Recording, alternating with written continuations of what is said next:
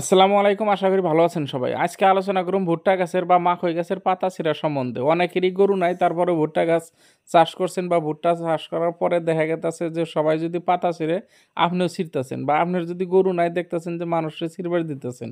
তো আসলে এটা নিয়ে কিছু আলোচনা করুন, কারণ অনেকেই জানেন না কোন সময় পাতা ছিঁড়া লাগে।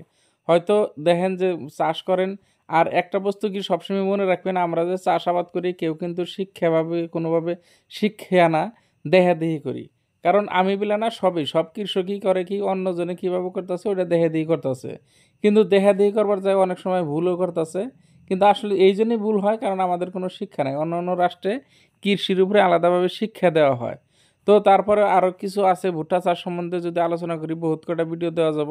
তো আপনারা যদি আগ্রহ থাকেন হয়তো কমেন্ট করবেন, এর পরবর্তীতে আরও ভুট্টা চাষ সম্বন্ধে ভিডিও নিয়ে আসবো। হয়তো এবার ভুট্টা চাষ করা হয়েছে 7-8 বিঘা জায়গার মতন। ইতিমধ্যে 2 বিঘা জায়গা ভুট্টা তোলা হয়েছে, আরও 5 বিঘার মতন ভুট্টা এখনও জমিতে আছে।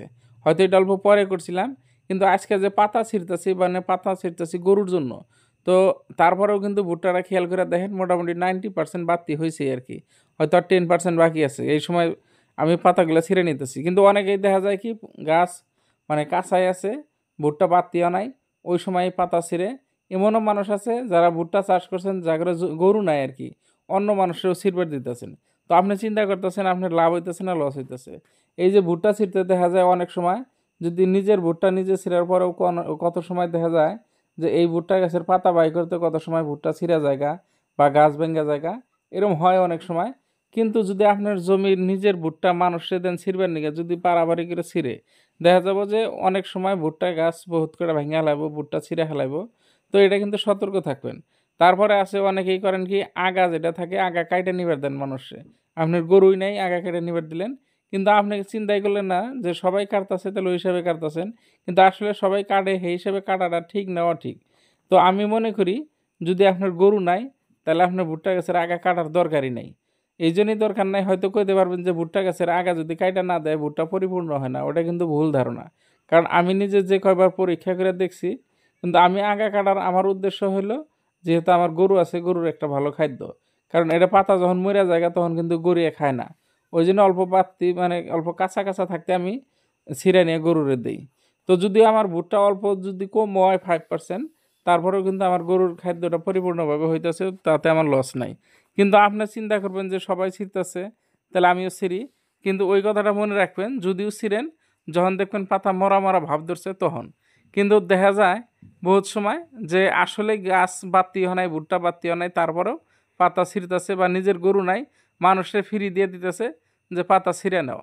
তো আমার এরকমও খবর পাইছি বা এরকমও দেখছি কত কত জমিতে গাছ কাঁচাই রয়েছে, মানুষ যার গরু নাই হে ভুট্টা চাষ করছে, তো যার গরু আছে তা করে ফ্রি দিয়ে দিছে। ওরা করতেছে কি ইচ্ছা মতন ছিঁড়ে নিতেছে, এর মধ্যে কলাও ছিঁড়তেছে, গাছ ভাঙতেছে, হুলস্থুল ব্যাপার। তো ওইটা দরকার নাই। আমি মনে করি আপনার যদি গরু আছে তাহলে আপনি ছিঁড়া গরু রেখিলেন, আর যদি গরু নাই তাহলে খেতে ওইভাবে থিয়ে দেন। যখন পাতাটা মইরা যায় তখন ছিঁড়া ফালিয়ে দেন।